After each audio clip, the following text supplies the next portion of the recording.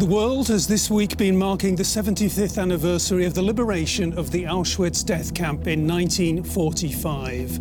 Survivors gave painful testimony of the horror they experienced during the Holocaust in Nazi-occupied Poland. It's a warning to today's world where in Germany and elsewhere hatred and anti-Semitism are on the rise. So our question on To The Point is, remembering Auschwitz, could it happen again?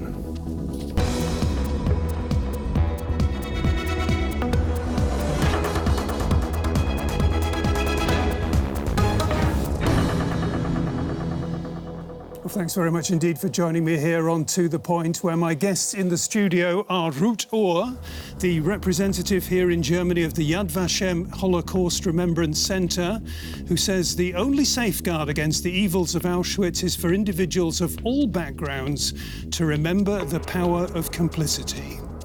Also with us is Steinberger, a Deutsche Welle video maker and producer with both Brazilian and German roots. He's done a lot of work exploring anti-Semitism and argues that, yes, it could happen again. There's huge concern, he says, about the rise of extremism, anti-Semitism and hatred.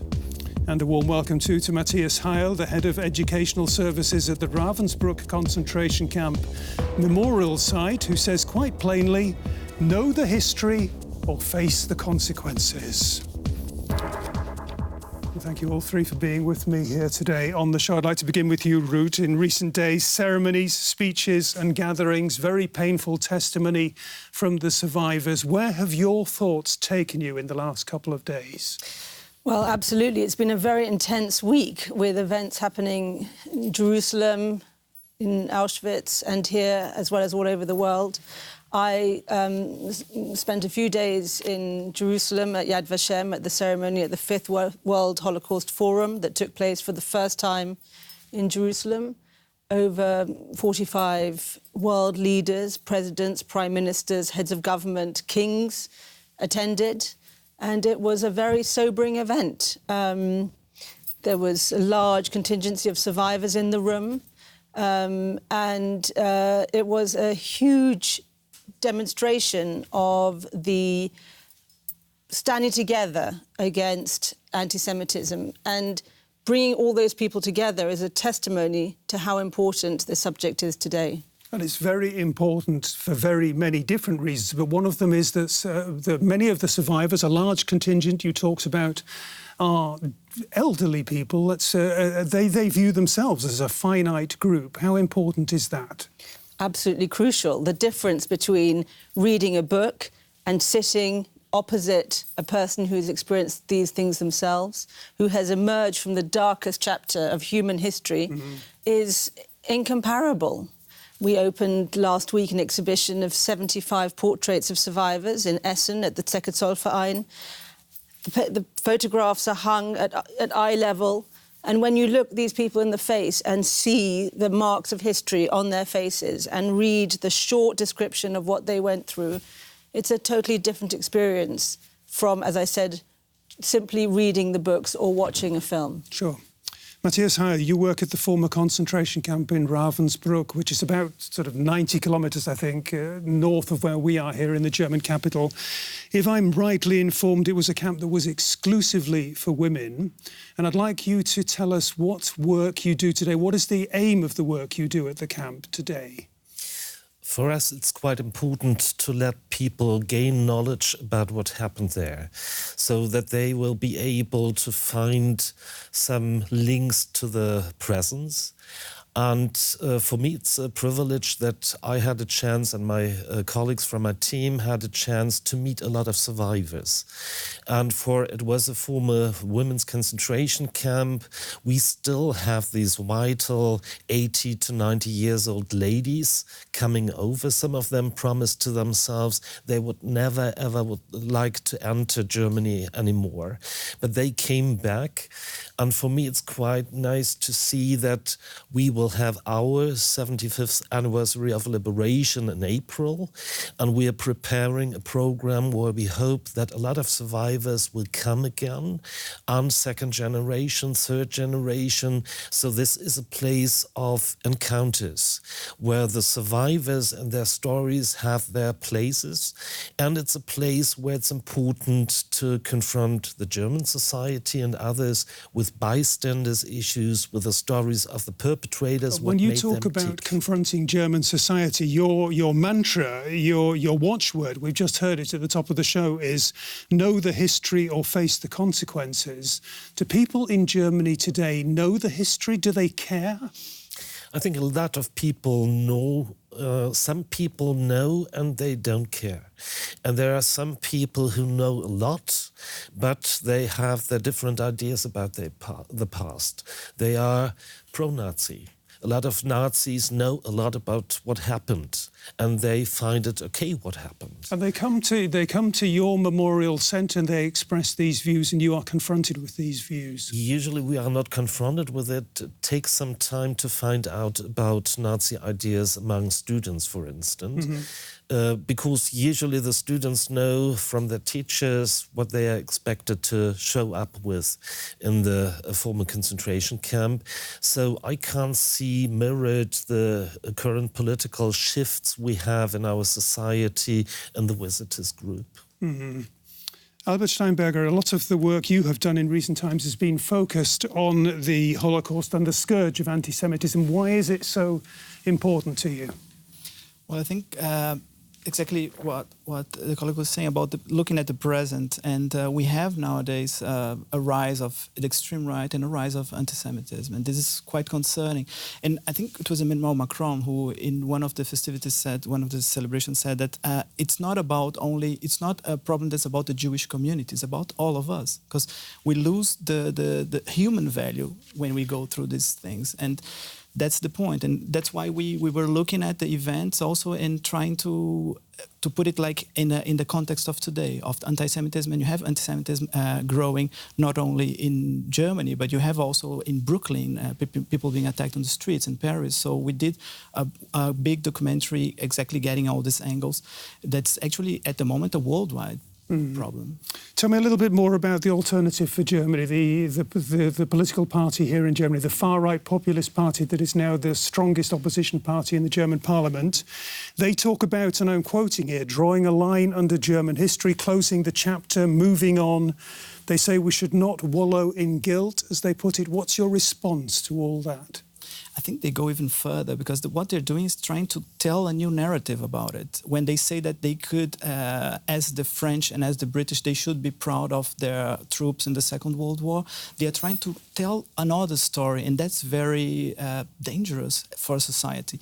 And that's very dangerous as well, because I think you always will have people that are a minority, there are extremes, and there are neo-Nazis. I mean, in every society you have that. The problem is that when that goes mainstream, when that goes to the parliament, and that's what's, I think, the biggest issue in the German society nowadays. Ruth, Matthias, your response to the AfD? Yes, a quarter of the votes going to that party in some parts of Germany.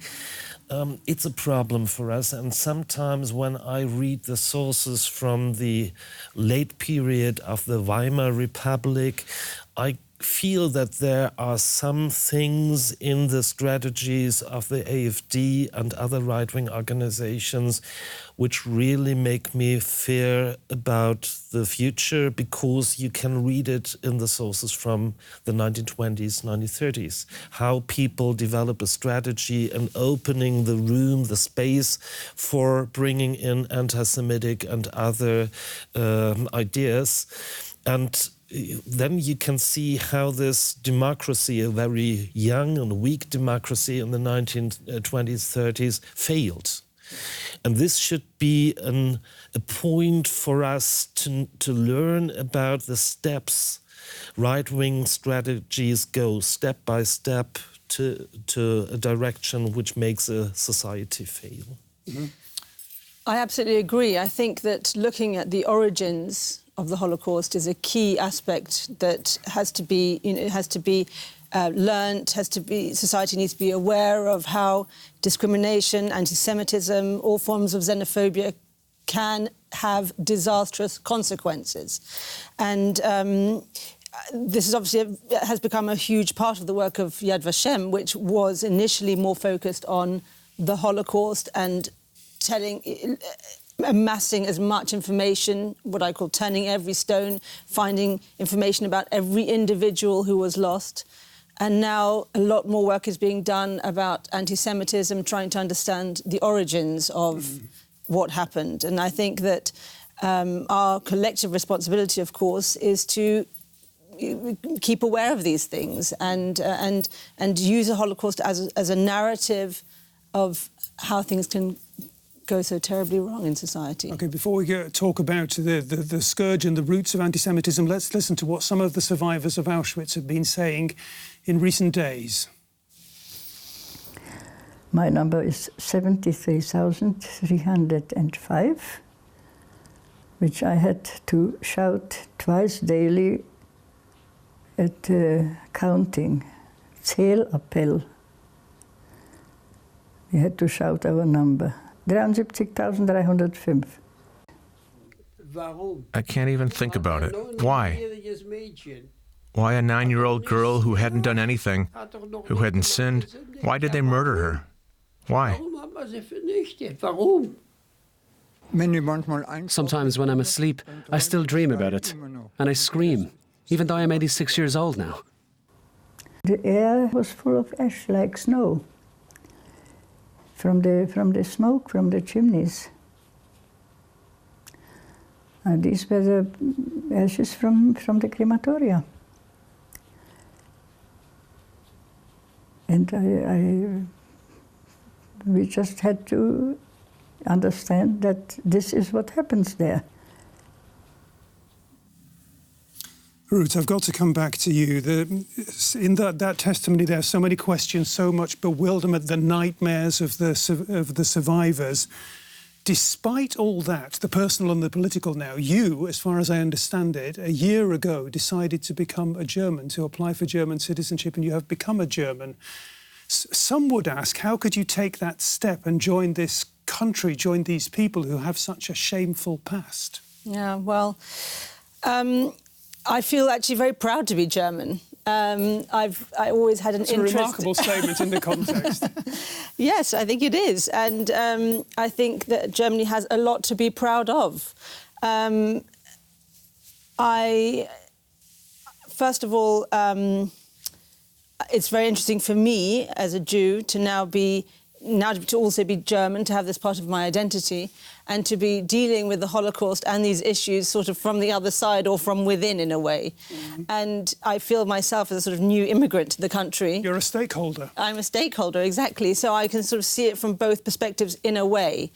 I mean, I have to say that when I heard President Steinmeier speaking at Yad Vashem and also at the Bundestag yesterday, I felt that my pride was well-founded. I felt that he spoke in a way that that reflected the kinds of values that I would want this country to espouse, values that I could relate to.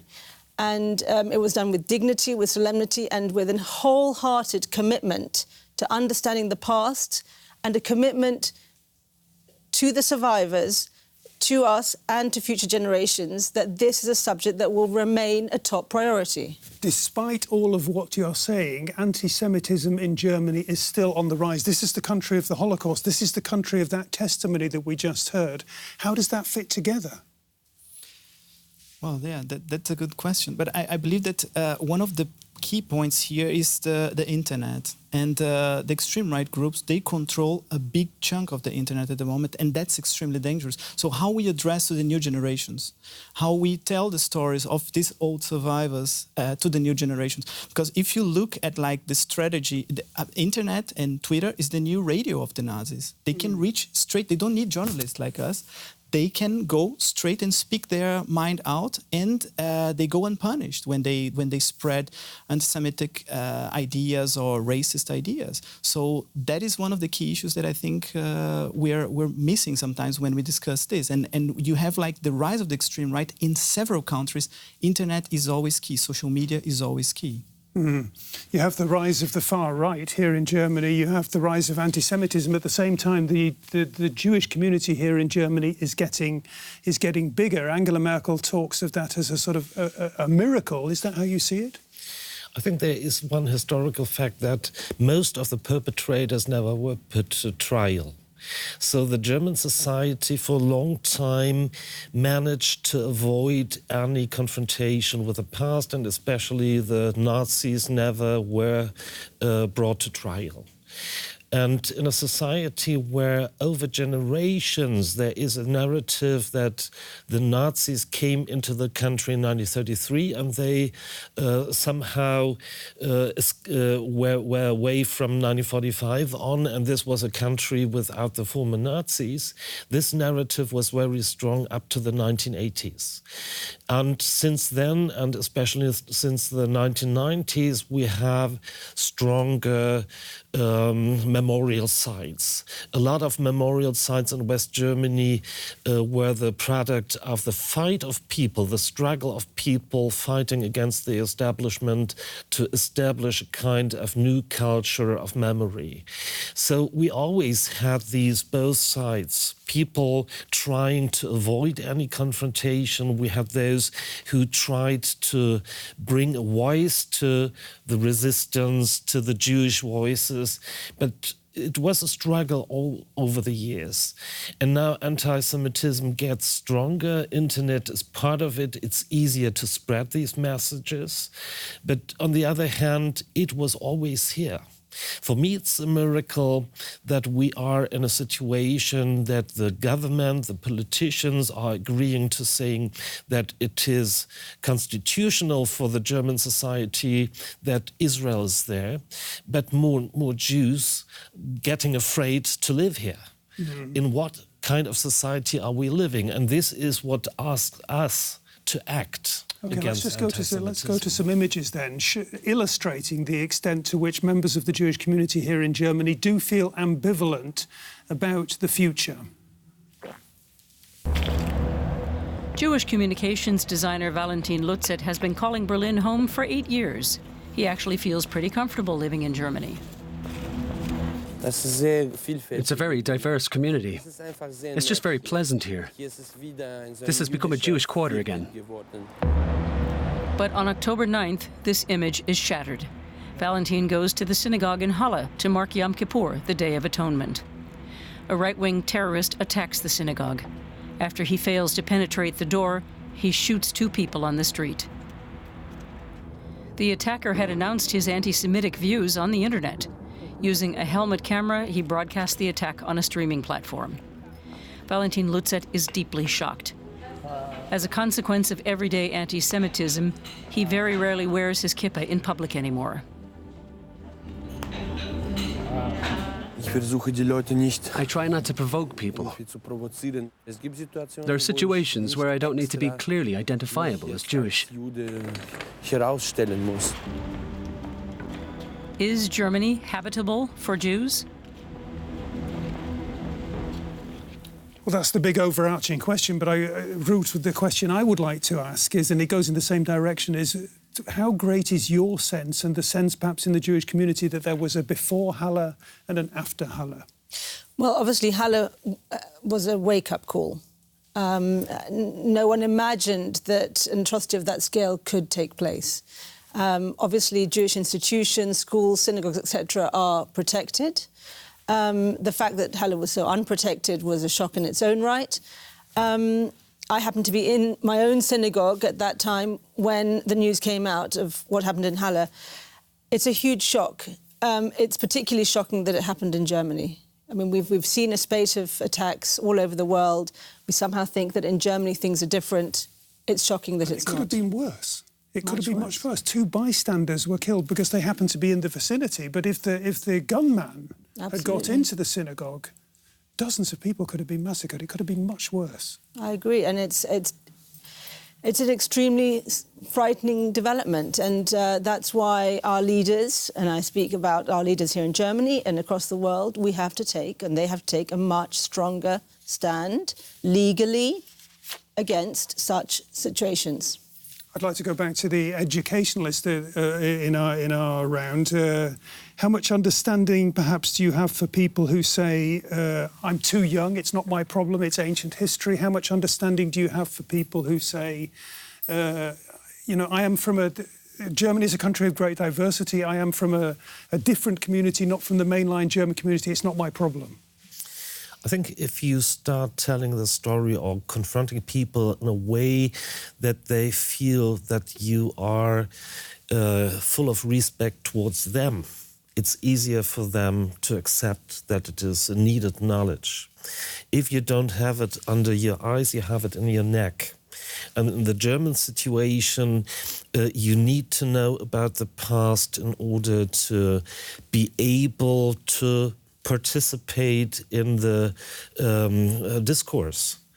And I feel that some of the students complaining about it too much, these are those who know the least. Mm-hmm. And those who know more, they usually don't complain about it too much. There is some resistance among young people where they learn from their parents that it should not be touched. But if you, as a society, as an educational system, are willing to give the stories to the young people in a way that it is not too overwhelming to them, then you can open doors. If you want to answer all questions at once in 2.5 hours of visiting a memorial site like this, then you will close the doors, definitely. Yeah, there's been a lot of talk about people saying one of the main solutions to dealing with anti-Semitism is to get the young people to go to places like your commemoration site, but they have to be prepared, they have to have the right mindset, they have to be open to the experience before they arrive, otherwise it will possibly backfire. And we can't create a miracle within 2.5 hours. We can't change an anti-Semitic person into a good liberal Democrat in this time by confronting them. And some teachers, they want us to develop empathy on the students. But very often the students don't feel that they are dealt with in empathy at school. So it's too much asked from a memorial site to start with gaining some or developing some empathy if they are not used to it at school. Albert, you said at the top of the show, you were quite forthright. You said, yes, it can happen again. That is, after all, our question. Remembering Auschwitz, can it be repeated? Why do you think so strongly that it can happen again? Well, if you look at history and you see how democracy sometimes can swing to the right, to the left, and that's why when a party from the extreme right, like AfD, go mainstream, you have already some people from the right party of Germany discussing possible alliances with AfD, for example. So this is the sort of thought that's extremely dangerous, because then you can have a party inside the parliament that you wouldn't have an idea what it could go through and what kind of journey it could take us through. Mm-hmm. Ruth, could it happen again? I believe not. But you believe not? I believe not. But we're talking about Germany now, that you were praising for its efforts to come to wrestle with history. Well, I believe it's our collective responsibility to fight against it. I've heard, and I'm mortified to hear survivors saying that they believe it can happen again. Mm-hmm. People who experienced numerous survivors over the past week. I was surprised too. Yeah.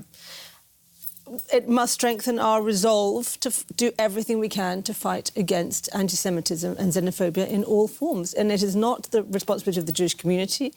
It is a collective responsibility that every single citizen needs to have. Matthias Heyl, can it happen again? In Woody Allen's movie Hannah and Her Sisters, there is one quote where he says, it's the wrong question, how could it happen? We should ask, why didn't it happen more often? And I think the risk of repetition is always there. We are human beings, they were human beings, so history doesn't repeat the same way, but the risks in mankind are the same. And it was ordinary Germans. You're talking about this idea of evil that sits somehow in the human psyche. It's not only evil, it's human beings and their potentials. And evil is part of it. Ruth, the last word? Well, my last word is that education is the only way of fighting that evil.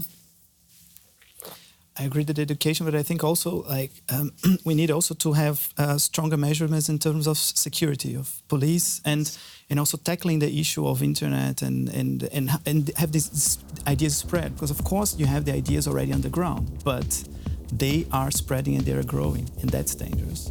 And educators are no wizards. Unfortunately. Unfortunately, OK. Thanks very much for joining us here on To The Point today. We've been talking about remembering Auschwitz. Can it happen again? I hope we've given you plenty of food for thought. And if we have, do come back next week. Until then, bye-bye and tschüss.